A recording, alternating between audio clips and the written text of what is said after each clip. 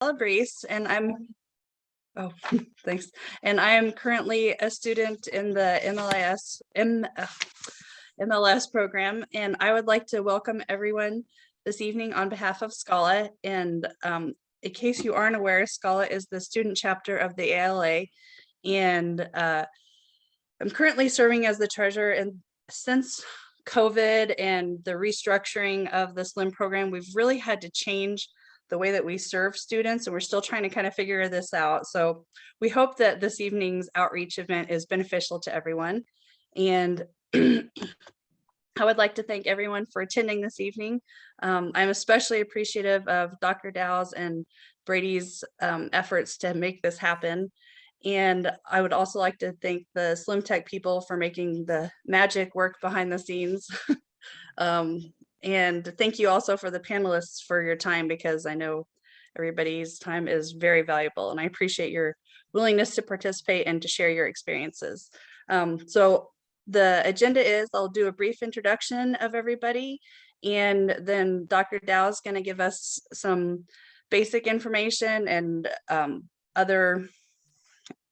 just educate us about the doctoral program, and then the panelists are going to speak about their experiences.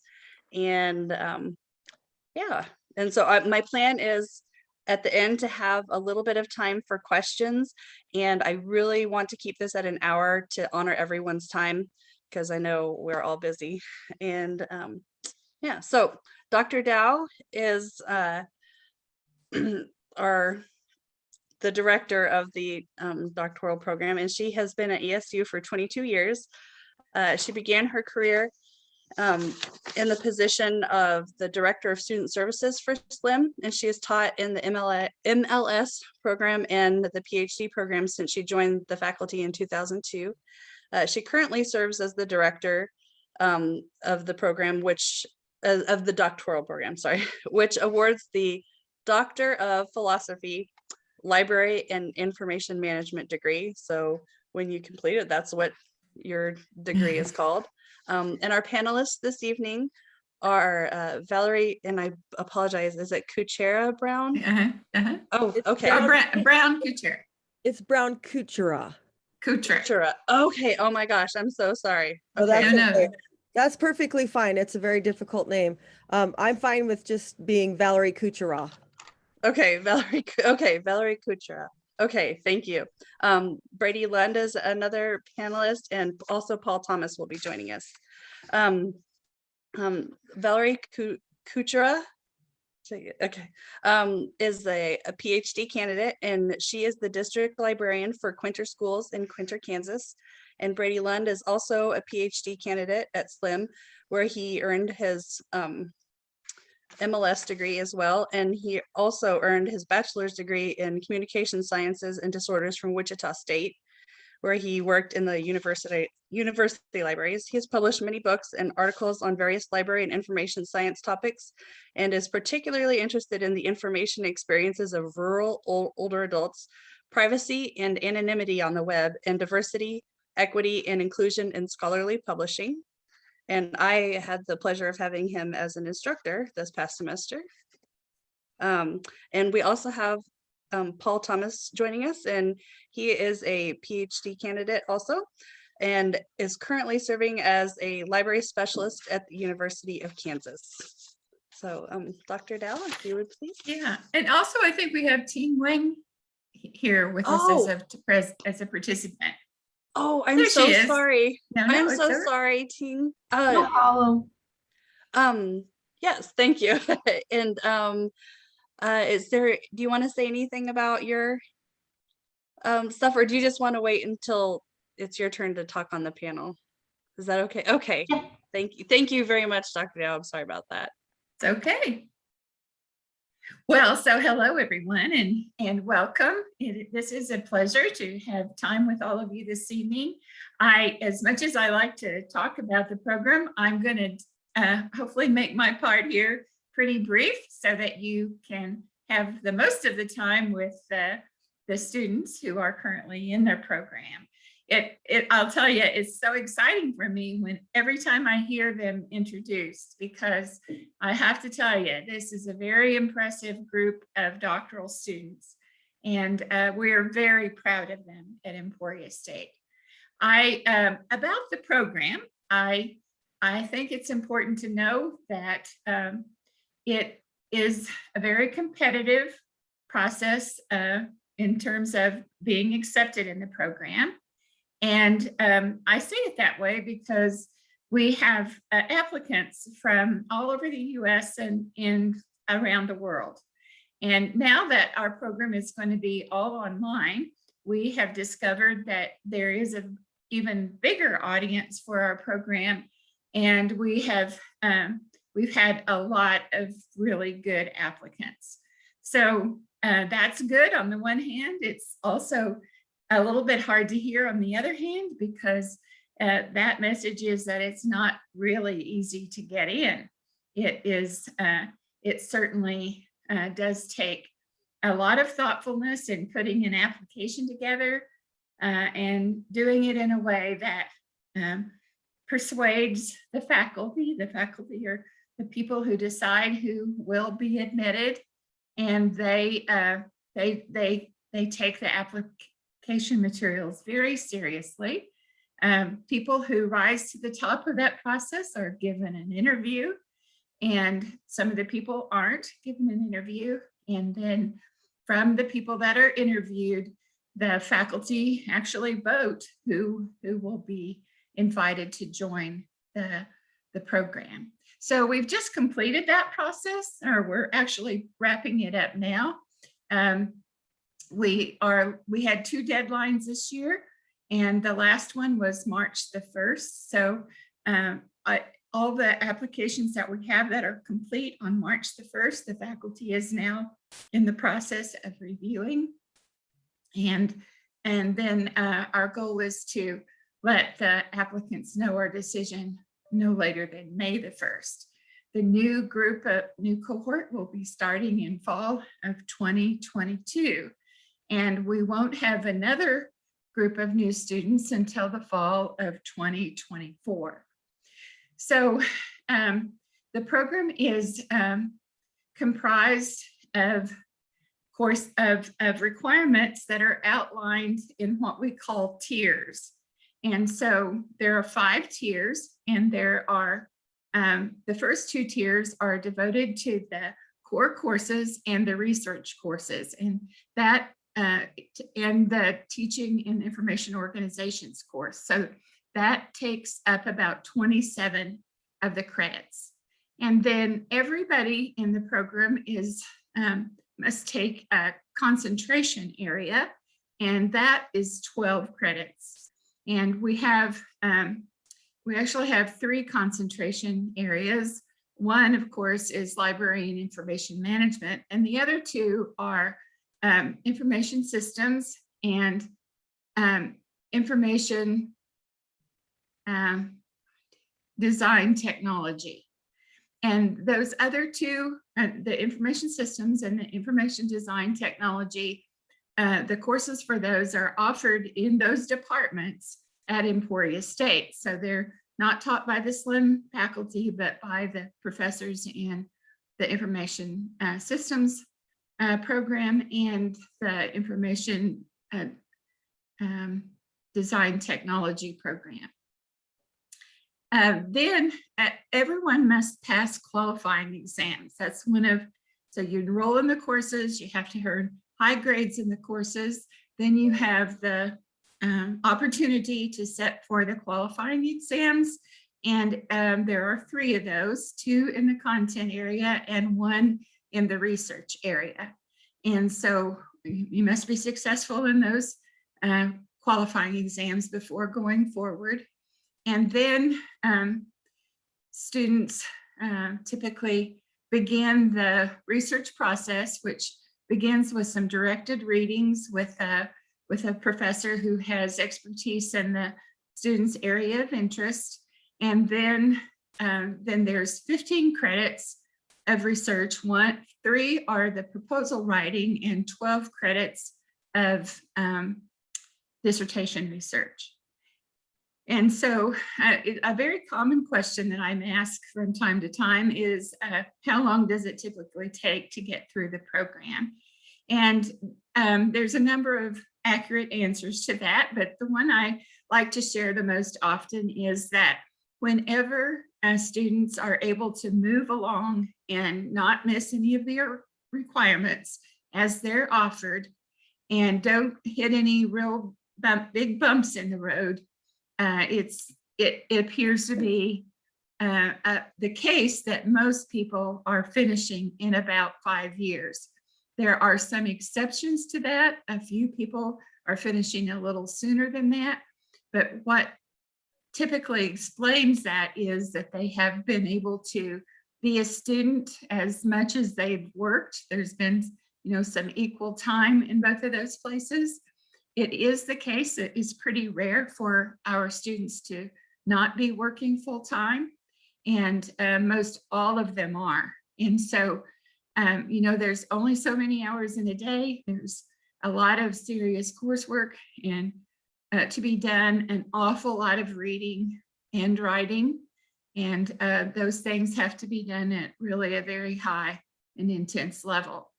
One of the things that helps a student to be successful in the program is when they have the support of the people that they're close to and are closely affiliated with, the people they work with, their employer, and their family members. And because it does take up so much of the time, so much of your thought process, everybody who's involved directly with the student is going to make some kind of sacrifices in some way, because it really is an intense endeavor that takes lots of time and lots of effort.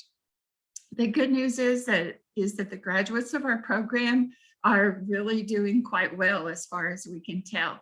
It's very common for our students to get positions in higher ed, particularly in library and information science programs. That's what our degree is. That's what their research is.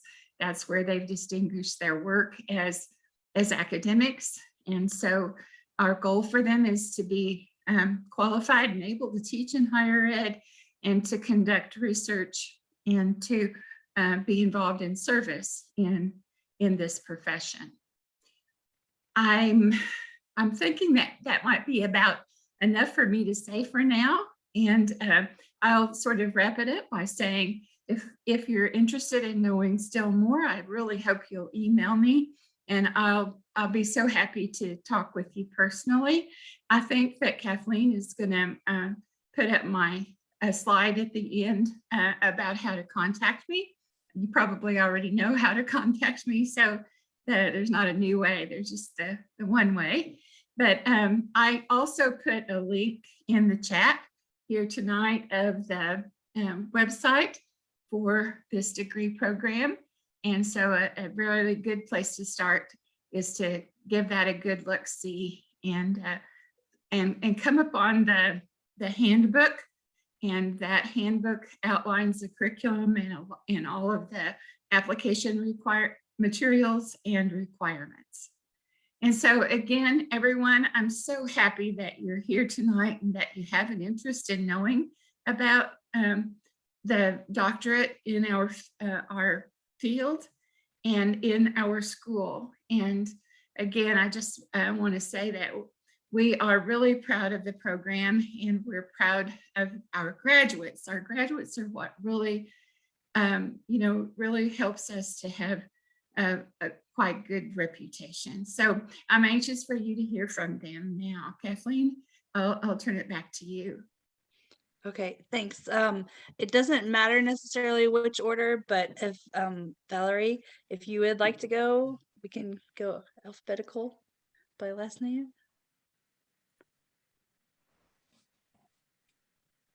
So my name is Valerie Brown Kuchera, and I am in the process of getting ready for my proposal.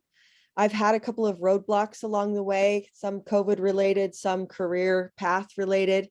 And so my research is focusing on the the impact of the pandemic on the reading longevity and stamina of students. And at this point, and things are still evolving at this point, but I'm trying to delve into the concept of illiteracy among teens. And this was already a concern prior to the pandemic shutdowns and the school transitions to online learning.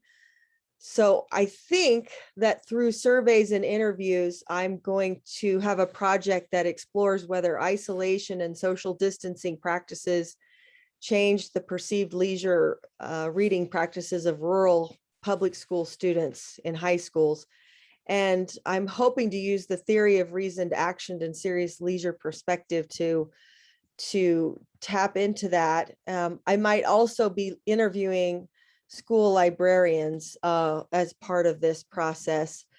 My experience in the PhD program at Emporia has been overwhelmingly positive.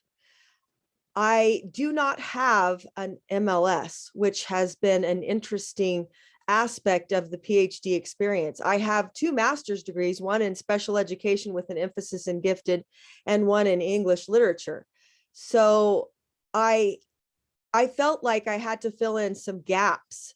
So a lot of the work that I took independently, once I completed the cohort sections, the cohort tiers with the research classes and the theory classes, I did a little bit of work kind of filling in some of those gaps with Dr. Dow's guidance, because I really did feel like that was one of the things that was important to do. And it was kind of interesting because when I did my interview to be admitted into the program, one of the questions that the panel asked me at that time was, how do you propose to fill in the gaps that you'll have because you don't have a master's of library and information science?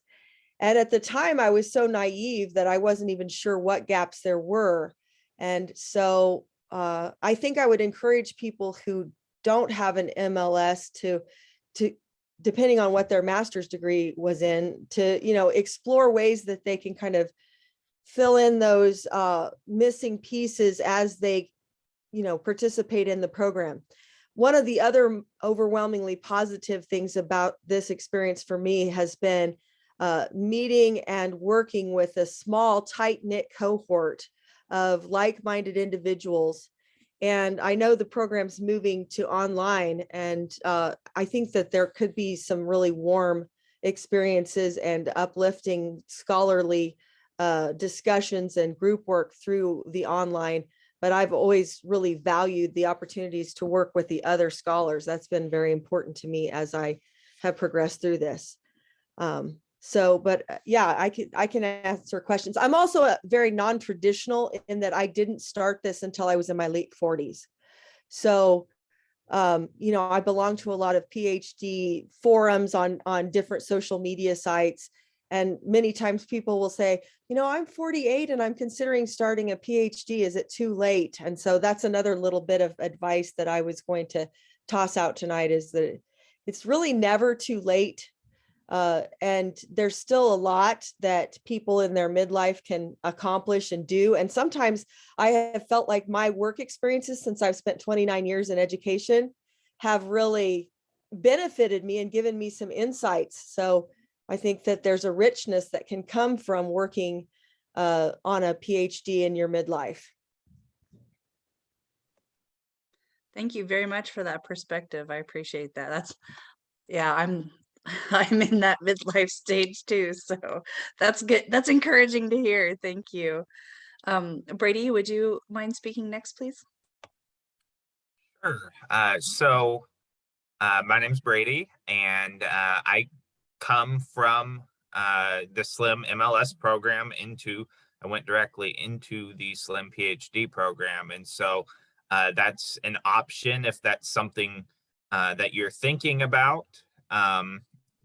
A lot of the students, as you'll hear tonight, come from a variety of backgrounds, and some are later in their careers, and some are coming directly from their master's program. So there's different backgrounds that you'll hear about tonight.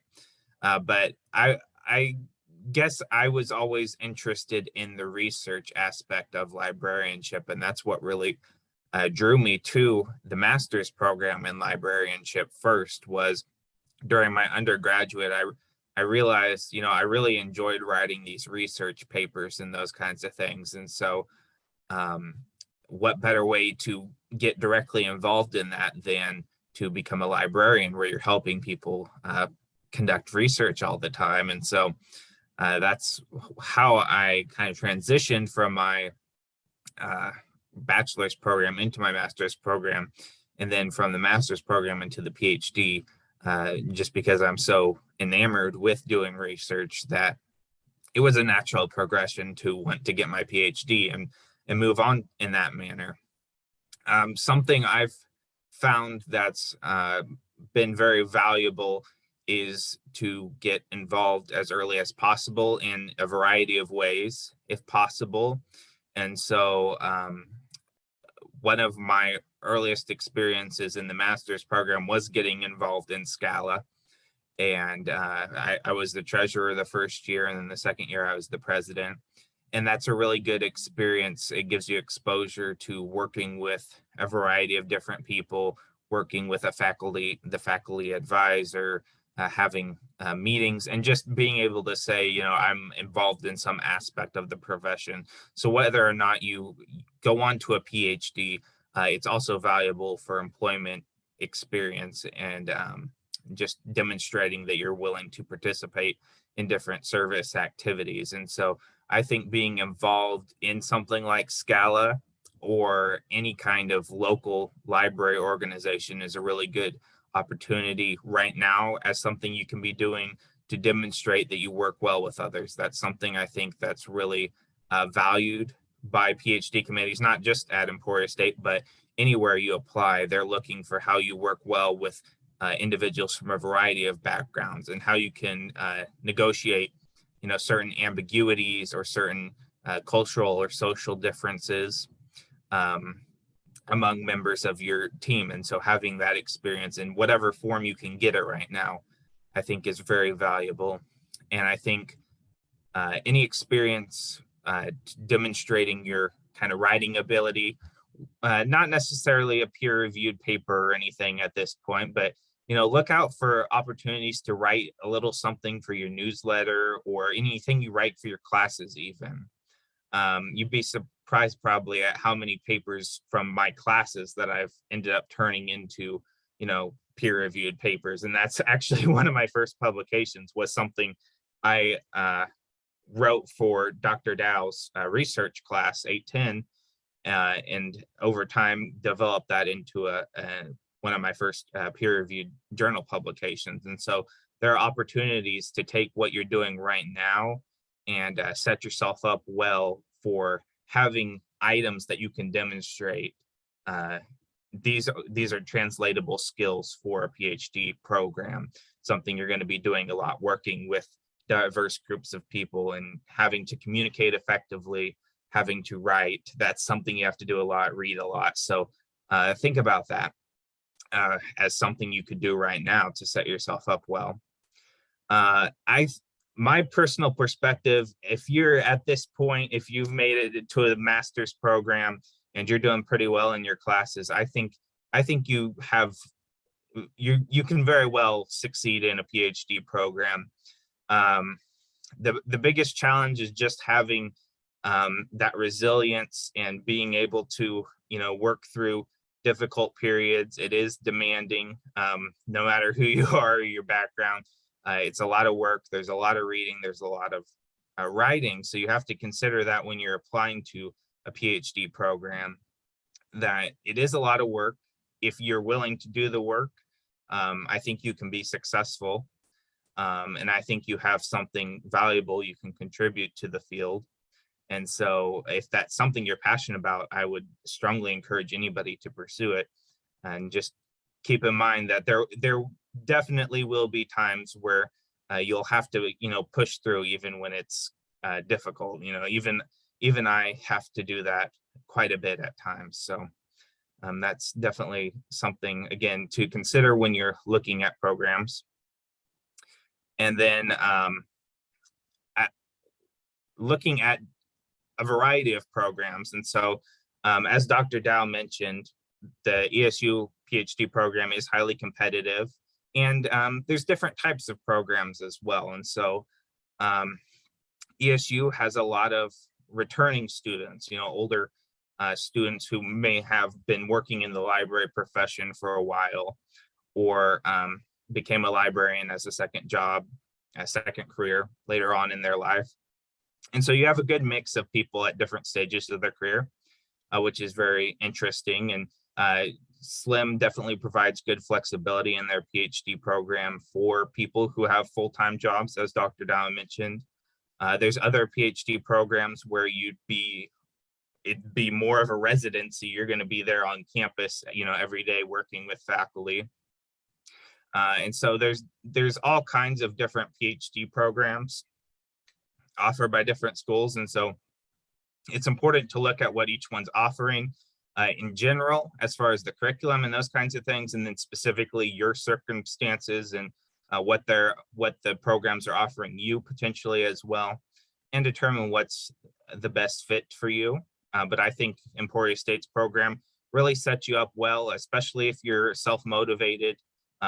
There's some flexibility in the program and pursuing the topics that interest you that aren't necessarily as freely offered at other programs where you might be, assigned to somebody from day one, and, basically you're doing their research throughout your entire program. And so having some flexibility to speak and learn from different faculty and kind of figure out throughout that process what you're interested in, I think is very helpful. If you're someone that has a lot of different interests that you might want to narrow down, or you're kind of still developing your interest in a specific research area, I think SLIM does a good job in their PhD program of giving you, time while you're learning to kind of really refine and develop your interests. And the faculty are very interested in helping you to do that.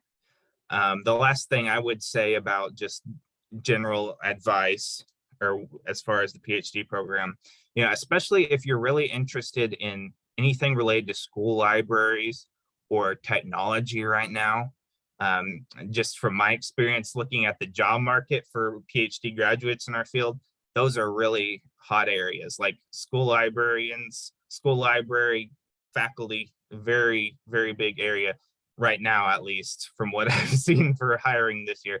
So if you are a school library person and you're, looking at PhD programs, I think SLIM, for one thing, is a really good program for that, because we have several people in that kind of school library, youth librarianship area. And that's definitely, at least right now, a very hot area that a lot of schools are looking to hire faculty specializing in school librarianship, and then technology as well. So those are, if you're interested in those areas in particular, you've really got a good path there, I think, to build out your interests and also have really good future prospects after you finish your degree. So that's just kind of off the top of my head what I can think of to say as far as my experience and my advice based on my experience. But as with Valerie, I'm happy to answer any questions as we get to that point. Thank you very much, Brady. Appreciate that. And Paul, would you please go next? Yeah, sure. Well, good evening, everyone. My name is Paul Thomas. I am a library specialist at the University of Kansas. Currently working on my dissertation. I defended my proposal last semester. So it's been a lot of fun getting to interview folks for my project and learning how to use new software along the way to code and do all sorts of fun magic that that will hopefully and ideally turn into a dissertation. I'm pretty confident it will, but never say, never count your chickens. I'm doing research on fan editors on Wikipedia who basically people who like television shows and movies and books and stuff like that. Very passionate editors, and I want to learn more about their information behaviors, how they find sources, how they locate, or how they determine if a source is good, bad, that sort of thing. I've had quite a few interviews already, and I've learned a lot of very interesting things, and the research is progressing down a very interesting road. and I'm excited to start writing up some of my findings.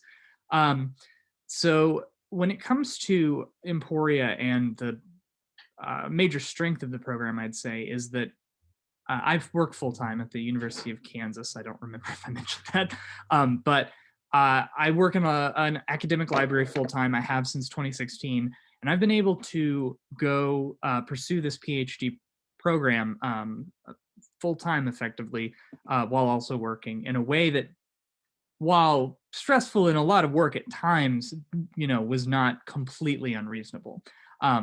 In fact, there were of course times where, you had to really hit the books and focus on schoolwork or kind of first and foremost, but it was manageable in terms of workload versus course load versus like work at my job, which is wonderful because I've heard, not from people from this program, but people from other programs, I've heard horror stories about people pursuing a PhD while also working full time, and they say it's just way too much. I feel like Emporia balanced that really nicely, and maybe, and I can only really speak for myself, but it was done in a way that enabled success in both schoolwork and my professional career.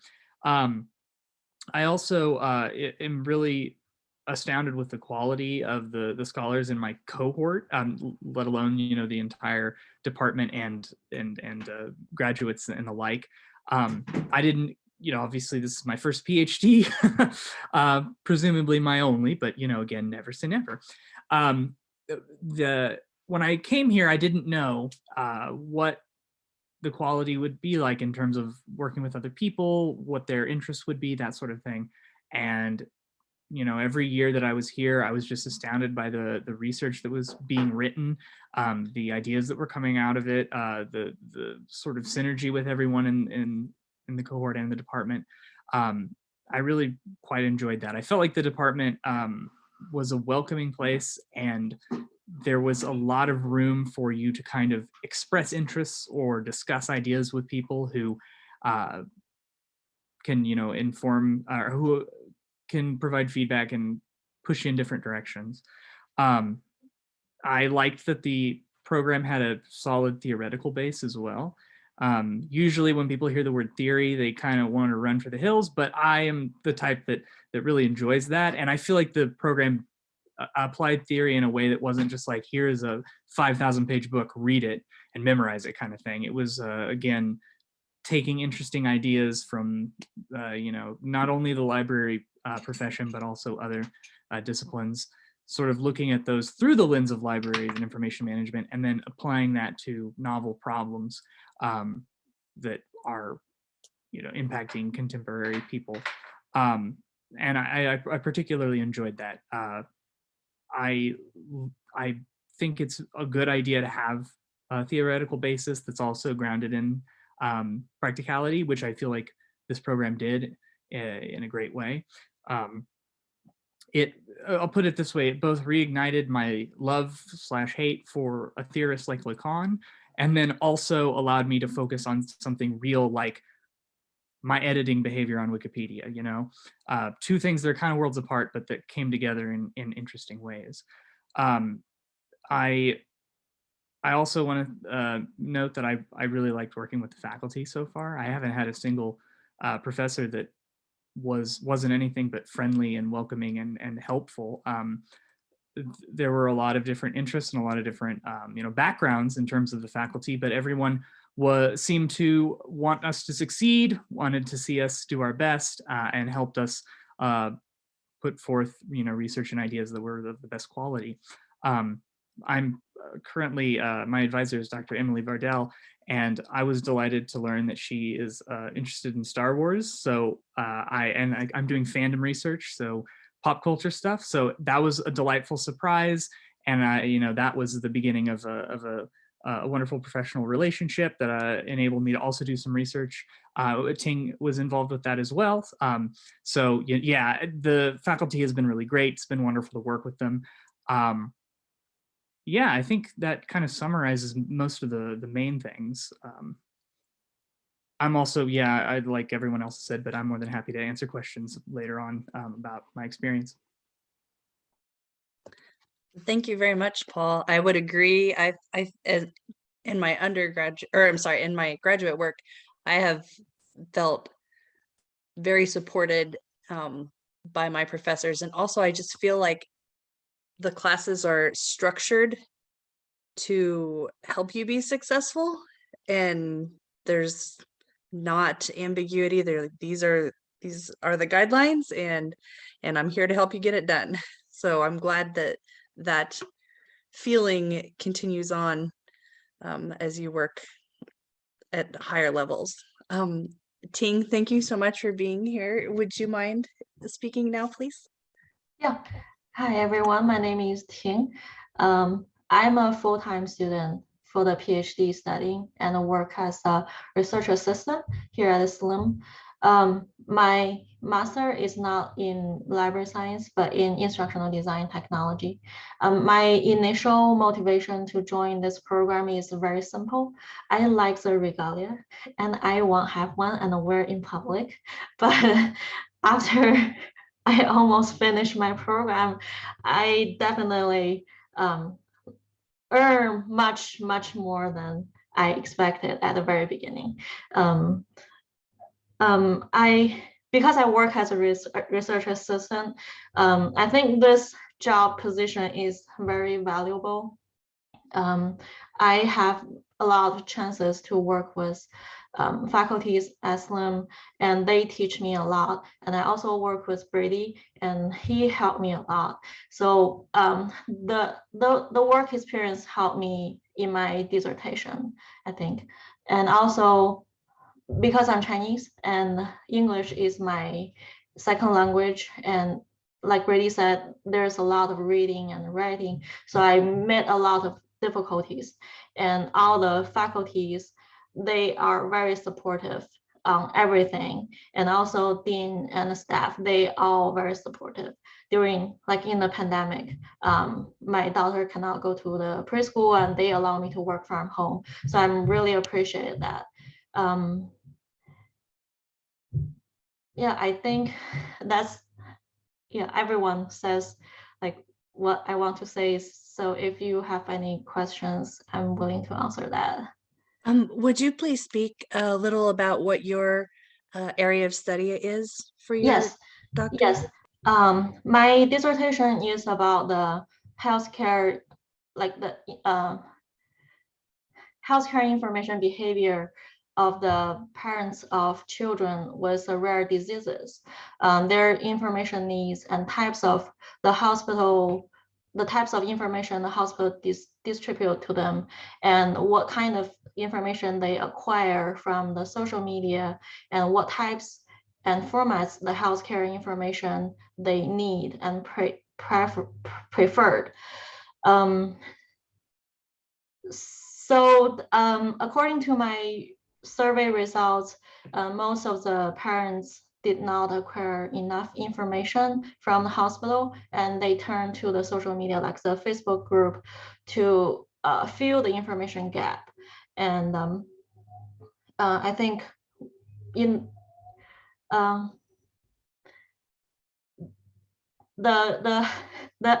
hospital need to improve their performance on distributing the information to parents, and also the library, like the information professionals, can also play their role in helping the hospitals to meet the parents' information needs as well.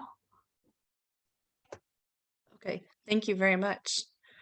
Well, we have about 15 minutes left, so I guess I'll just open it up to questions, and we can do questions in the chat if you prefer, but sometimes the chat gets bogged down a little bit, and it also may not be available for people who would be viewing this later. So I would prefer if you could ask your questions out loud, but it's fine if you choose to do the chat. So I know one of my questions I had, which I guess I didn't realize. So Paul, you had mentioned that you have to defend your proposal. I had heard I guess that's new to me. I knew you had to defend your dissertation, but I did not know you also had to defend your proposal. Yeah, it's kind of a gauntlet there. I will say that at least in my experience, my advisor and the professors, or then the information professionals I was working with, were very forthcoming with feedback, and they weren't like just go ahead, it'll probably be fine. They told me that yes, you should go ahead and defend it at a point when they thought that I could successfully do so. But yeah, it was nerve-wracking, but I also have a feeling that it's a good practice for the big defense. I will add, just based on my experience looking at what some other programs do, Emporia State is really great about supporting their students throughout that whole process, and including, Dr. Dow mentioned the qualifying exams. It can be very different at other universities as far as just wanting them throwing you to the wolves, or, having to do an oral defense of for your qualifying exam and having to do a defense of your dissertation proposal, and that they're purposefully trying to get a trick question at you and trying to do that gotcha question and throw you off. And that's not how it is at all at SLIM's program. They're very active in trying to avoid that situation, actually, and setting you up as best as possible to succeed. So that's one thing that's very, very good about how SLIM's program does it with that regard. Dr. Dow, I don't know if you saw in the chat, there was a question. Okay. Yeah, I did. So thank you for that good question about how many people do we typically admit. And so I think it's pretty fair to say that mostly the top end of a group is about 10. And I think that maybe in the past we might have admitted 11 or 12, but I've never known of more than that. And one of the things that almost always happens is we always have a few students who start the program. Some of them, even in their very first semester, will say, oh, I just don't believe I can do this. And they just back out. And usually the people who do that say, this is going to take more time than my family likes. I don't know if I want to work this hard. And some even say, I don't think I can learn enough to do this well. And so we always, take that into consideration, that we're probably only going to end up with 6 or 7 or 8 students that make it all the way through. And so that's pretty typical of doctoral programs. And it certainly has been the case with ours. Now, these students that you're hearing from tonight are all members of the same cohort. And if they'll help me remember here, aren't you the same 6 that started together? Yeah, I was going to say, that's one of the points that we can take pride in as a collective group, is all 6 of us that started made it to this point in our program. So that's really, something we can all take pride in as a collective, that we were able to, support each other and get to that point. Yeah. And, while these students are awfully complimentary of how supported they were, I mean, I truly appreciate all those nice things that they've said. There are times when, despite our support, that students, can't quite make it. There are students who can't at times pass the qualifying exams. It certainly isn't something automatic. It is all about working independently to satisfy the readers of the exams. And it can be a lot of pressure. And I think we're honest about saying that to people on the front end.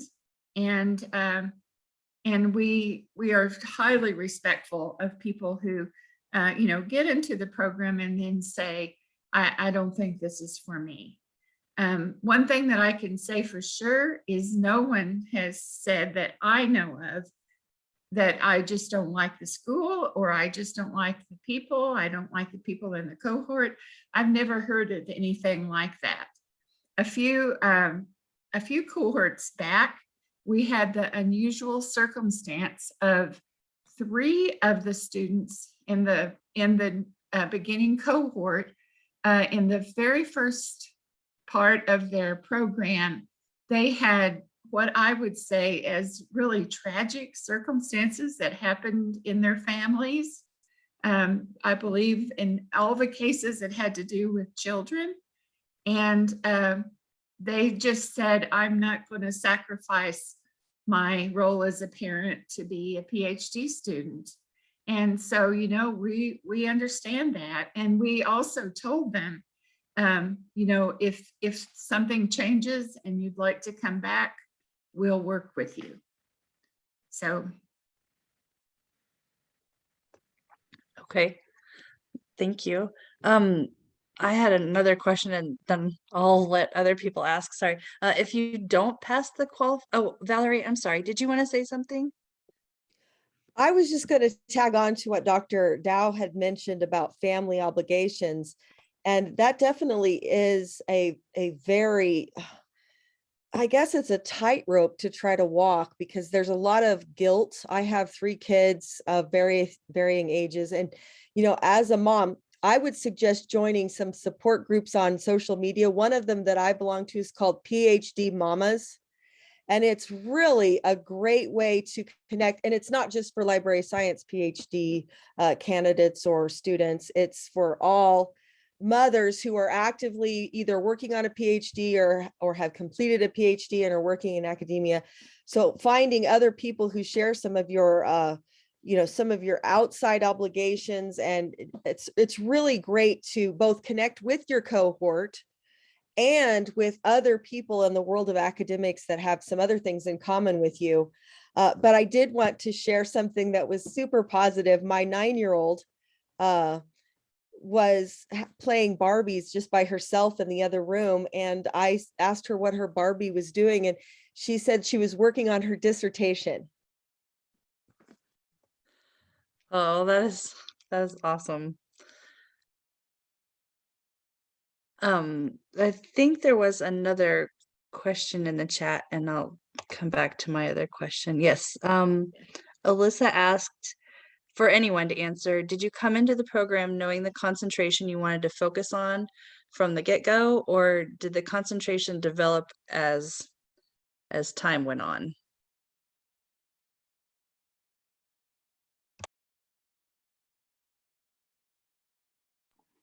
I'll jump in and say that I was lucky, I think, in that I entered the program being like, I want to study Wikipedia, and I'm still studying Wikipedia. But that I think for other folks is not necessarily the case.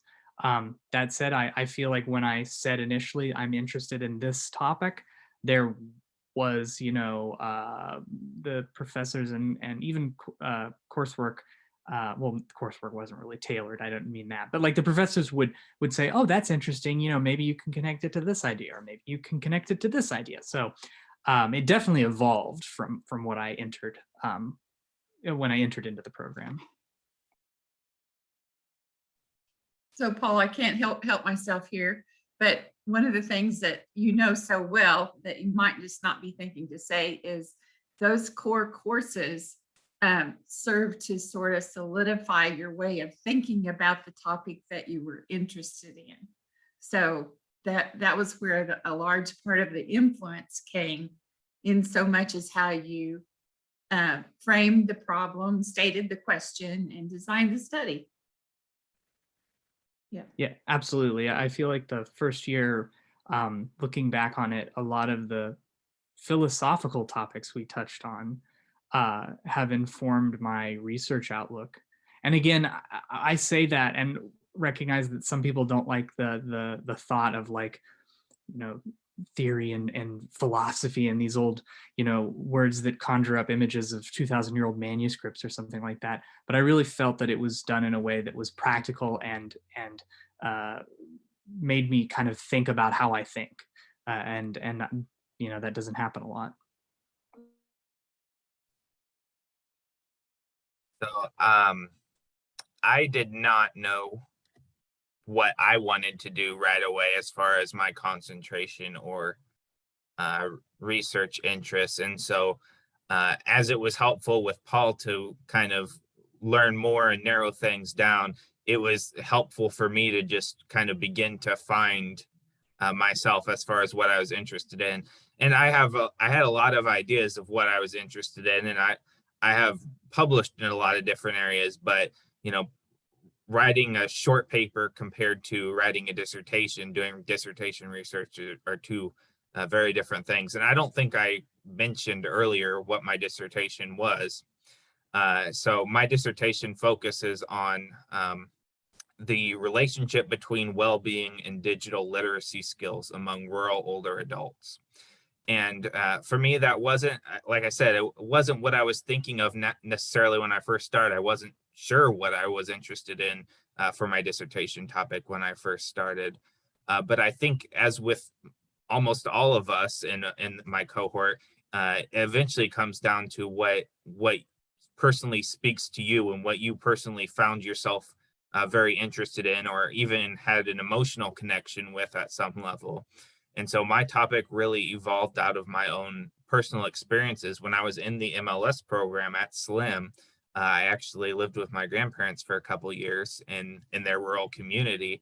And so seeing how they interacted with digital information, and particularly how they interacted differently with that information. And so I would see individuals who were very skilled with using a smartphone to find certain information, and then their spouses were very not skilled, I guess you could say, at finding that same information. And so I was intrigued to learn more about why that's the case, and the relationship between that, and how well you feel your life is going, I guess, well-being. So it really emerged out of experiences I had and something that was important to me, and something that was important to my experience. And eventually that evolved to where it was time to start to focus in on what I wanted to do with my dissertation, and it became very clear that that was an important area. But nonetheless, the specifics of that study came through working with my dissertation chair, Dr. Dow, and working with my committee and refining things over time. And so what it looked like at the beginning when I was first starting out in the directed readings class, where you kind of really start to refine ideas, what it looked like at that point to what it looks like now are very different. The rural older adult is the same, but a lot of that specifics are very different at this point. So I don't think it's necessary that you have a very specific idea. I don't think it's a bad thing that if you have a very specific idea, but I don't think it's absolutely necessary. I think you want to think about things that are interesting to you and things you would possibly want to research, and you want to have some ideas and think about how you could refine them.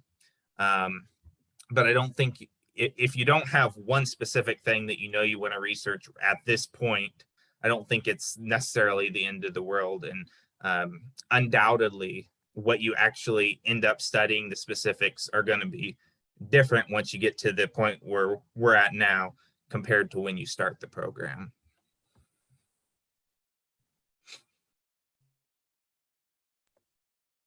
Oh, does anyone else want to speak to that? If not, that's fine, but I just wanted to make sure everybody had an opportunity if they wanted.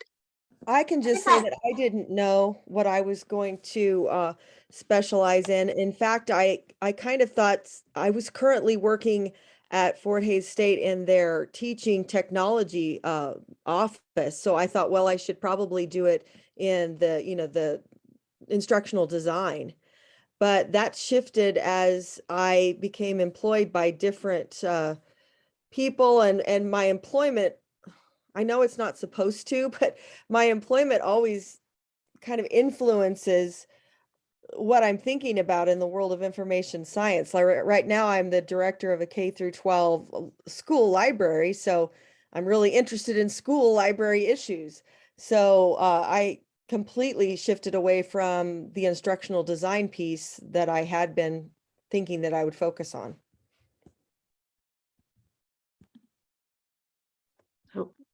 Dr. Long, were you going to say something?